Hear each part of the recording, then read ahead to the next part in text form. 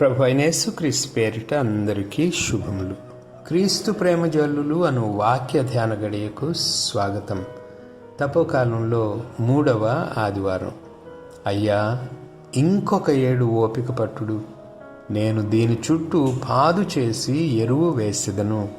లూకాసు వార్త 13వ అధ్యాయం 8వ వచనం. సోదరులారా, తోటమాలికి తాను పోషించి పెంచుకున్న చెట్లంటే ఎంత ప్రేమో చూశారా? 3 సంవత్సరాలు ఎదురు చూచిన పండ్లనివ్వని అంజూరపు చెట్టును చూచి విసిగిపోయిన తోట యజమాని దాన్ని నరికివేయమని చెప్పినప్పుడు ఆ తోటమాలి యజమానిని బ్రతిమాలుతున్న తీరు చూడండి. ఆ తోటమాలికి చెట్లపై ఉన్న ప్రేమ అర్థమవుతుంది. చూడండి, తోటమాలి నేలను త్రవ్వాడు, రాళ్ళు రప్పలు ఏరివేశాడు, విత్తనాలు చల్లాడు, చక్కగా పాదు చేశాడు, రోజు నీళ్లు పోశాడు, సమయానికి ఎరువు వేశాడు, దాని సంరక్షణ కోసం కంచె నాటాడు, ఎండనక వాననక శ్రమ పడ్డాడు, తీసుకోవలసిన జాగ్రత్తలన్నీ తీసుకున్నాడు. అంత శ్రమ చేసి పెంచిన ఆ మొక్కల మీద అతనికి అంత ప్రేమ ఉండదా? మనం కని పెంచి పెద్ద చేసిన మన బిడ్డల మీద మనకు ఉన్న ప్రేమ ఎంతటిదో మనకు తెలుసు. ఆ తోటమాలి ఆ చెట్లను అంత ప్రేమతో చూచుకున్నాడు. అయితే వాటిలో ఒక్క చెట్టు కాయడం లేదండి, ఫలించడం లేదు. ఇక 3 ఏళ్ల పాటు దాని పళ్ళ కోసం చూచి చూచి విసిగిపోయిన ఆ తోట యజమాని పండ్లు కాయనందున ఆ చెట్టును కొట్టేయమని తోటమాలితో చెప్పాడు. సోదరులారా, చూడండి, ఆ యజమానిని కూడా ఏమీ అనడానికి లేదు. 3 సంవత్సరాలు అతడు దాని ఖర్చు భరిస్తూ వచ్చాడు. దాని నిమిత్తం అతడు ఎక్కడా లోటు చేయలేదు. ఇక 1 కాదు, 2 కాదు, 3 కాపుల వరకు దానికి సమయం ఇచ్చాడు, అవకాశం ఇచ్చాడు, పండ్ల కోసం ఎదురు చూచాడు. సహనానికి కూడా ఒక హద్దు ఉంటుంది కదా. కాబట్టి పండ్లు కాయని ఆ చెట్టును కొట్టివేయమన్నందుకు మనం ఆ యజమానిని తప్పు పట్టలేం. అయితే తోటమాలికే ఎనలేని గుండె కోత. అతడు తన రక్తాన్ని చెమటలా కార్చి ఆ చెట్లను సాకాడు.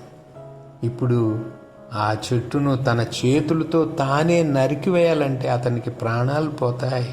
అందుకే యజమాని బ్రతిమాలుతున్నాడు. సోదరులారా, ఈ ఉపమాన భావం ఏంటో గ్రహించారా? ఆ తోట ఈ లోకం, తోట యజమాని తండ్రి అయిన దేవుడు, తోటమాలి ప్రభు అయిన యేసుక్రీస్తు. ఇక ఫలింపని అంజూరపు చెట్టు నువ్వు నేనే. సోదరులారా, చూడండి, దేవుడు ఎంతో ప్రేమతో ఈ లోకమనే ద్రాక్ష తోటను నాటుకున్నాడు. దానిని ఆదాము అనే తోటమాలికి ముందుగా అప్పగించాడు. సంతానోత్పత్తి చెందు, లోకమనే ఈ ద్రాక్ష తోటలో నివసించి దానిని వశం చేసుకో, దానిని నా ఆజ్ఞల ప్రకారము పాలించు, పెంచు అని దేవుడు అతనికి చెప్పాడు. ఆదికాండం 1వ అధ్యాయం 28వ వచనం. కానీ ఆదామనే ఆ తోటమాలి ఏం చేశాడు? ఈ లోకాన్ని వశం చేసుకుని పెంచి పోషించడానికి బదులు, భూమిని స్వతంత్రించుకోవడానికి బదులు తానే పాపానికి దాసుడయ్యాడు. ఆ తోటను నాశనం చేశాడు. ఇక అప్పుడు తన ద్రాక్ష తోటను ప్రేమించిన దేవుడు ఆ ద్రాక్ష తోట సాగు చేయడానికి తన అద్వితీయ కుమారుడైన యేసుక్రీస్తును తోటమాలిగా ఈ లోకానికి పంపాడు. యేసుక్రీస్తు ఈ లోకమనే ద్రాక్ష తోట కోసం ఎంతో శ్రమించాడు, తన రక్తాన్ని కూడా కార్చాడు. అయినా మనం నిష్ఫలమైన అంజూరపు చెట్లలా ఉండిపోయాం. మనం ఫలించి దేవునికి ఇష్టమైన పండ్లు కాస్తామేమోనని దేవుడు వేచి చూచాడు. కానీ ఫలితం లేకపోయేటప్పటికి నరికివేయమని తోటమాలితో చెప్తున్నాడు. అయితే తోటమాలి అయిన యేసుక్రీస్తు ఫలించని అంజూరపు చెట్ల వలె ఉన్న మనలను నరికివేయడానికి ఇష్టపడడండి. ఎందుకో తెలుసా? తన అతి శ్రేష్టమైన రక్తాన్ని ఆయన మన కోసం కార్చాడు. మన కోసం తన ప్రాణాలు బలిగా శిలువలో అర్పించాడు. అంత వెల చెల్లించి సంపాదించుకున్న అంజూరపు చెట్లైన మనలను ఆయన అంత త్వరగా నరుక్కుంటారా? నా దగ్గర 99 గొర్రెలున్నాయి, ఒక్కటి పోతే ఏమైందిలే అని సరిపెట్టుకునే కాపరి కాదు మన తోటమాలి అయిన యేసుక్రీస్తు.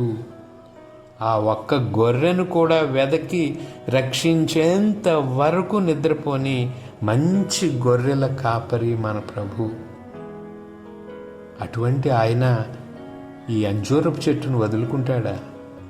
ఈ తోటలో చాలా చెట్లు ఉన్నాయిలే, ఒక్కటి పోతే ఏమైంది అనుకోడు. ప్రతి ఒక్కటి ఆయనకు ప్రియమే. ప్రతి ఒక్కరన్నా ఆయనకు ప్రియమే. ఎంత శ్రమపడి అయినా ఆ చెట్టును దక్కించుకుంటారు, ఎంత శ్రమపడి అయినా ఆ పాపిని రక్షించుకుంటారు. సోదరులారా, మనలో ప్రతి ఒక్కరూ ఆయనకు ప్రియులే. ఎంత శ్రమపడి అయినా మనలో ప్రతి ఒక్కరిని ప్రభు రక్షించుకుంటారు. అందుకే మన తోటమాలి క్రీస్తు తన పరలోక తండ్రి దగ్గర మన కోసం మొరపెట్టుకుంటున్నారు. ఇంకొక 7 ఓపిక పట్టుడు అని మన కోసం విజ్ఞాపన చేస్తున్నాడు.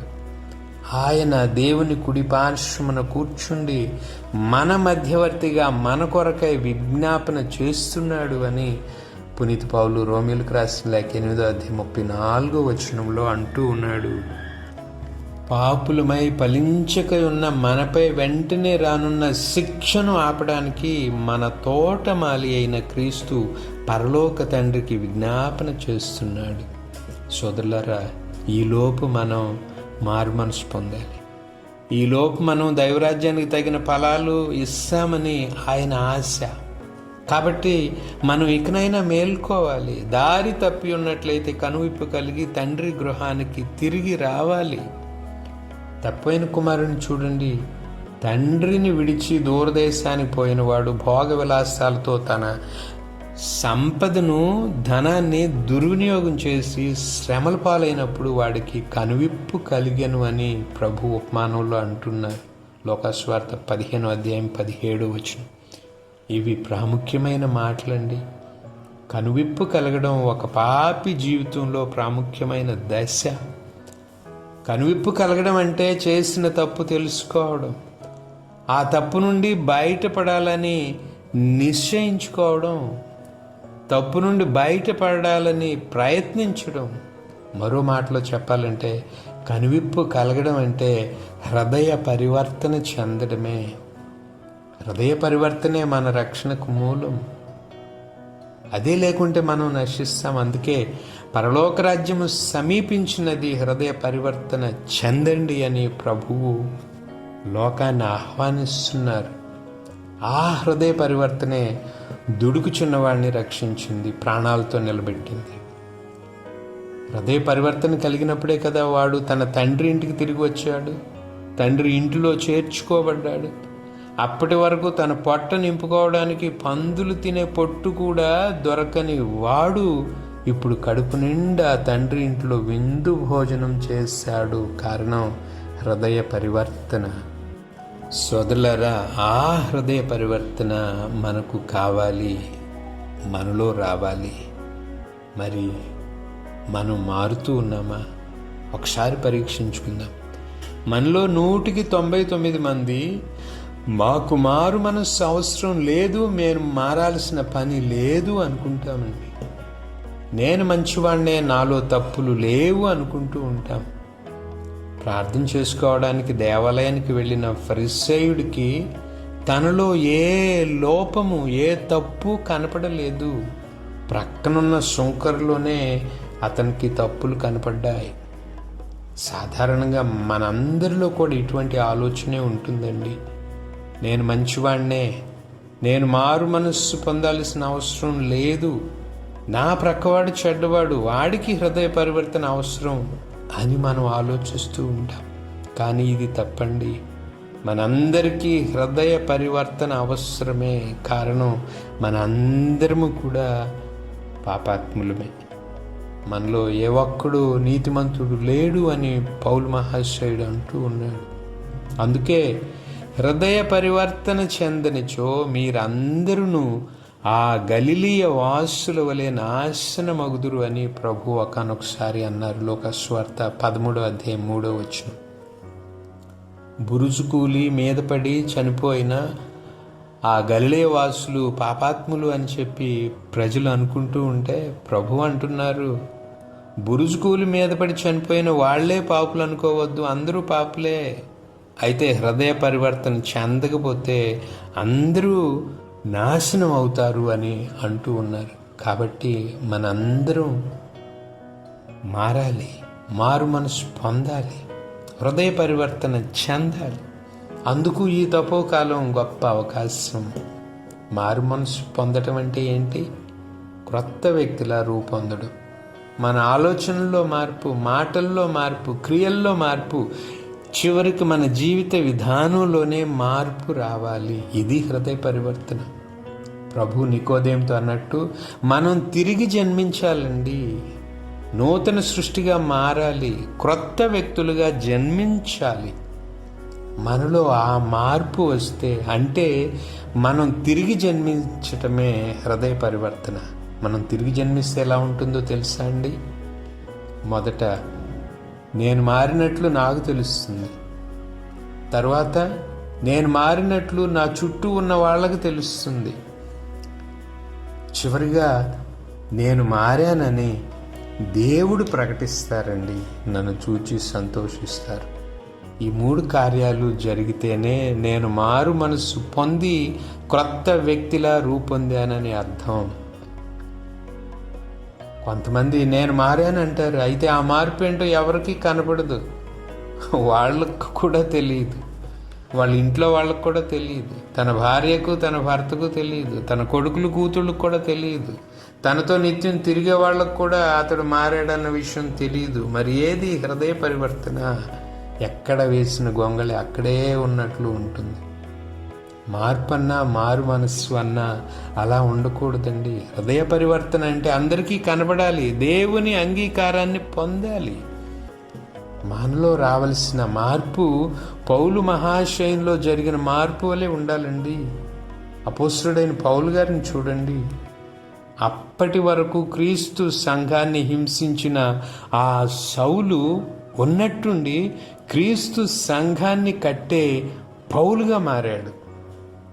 అది మారు మనస్సు అంటే. ఆ హృదయ పరివర్తన కోసం ప్రభు మనలను పిలుస్తూ ఉన్నారు. అటువంటి హృదయ పరివర్తనకు సరి అయిన ఫలాలను ఇవ్వడానికి ప్రభు మనలను ఆహ్వానిస్తూ ఉన్నారు. కాబట్టి ఈ తపోకాలం తిరిగి జన్మించిన సుందర మధుర అనుభవాన్ని మనకి ఇవ్వాలండి.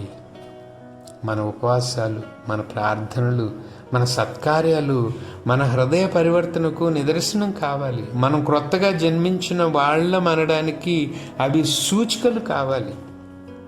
సోదరులారా, చివరిగా ఆ తోటమాలి ఏమన్నాడో ఒకసారి పరిశీలించండి.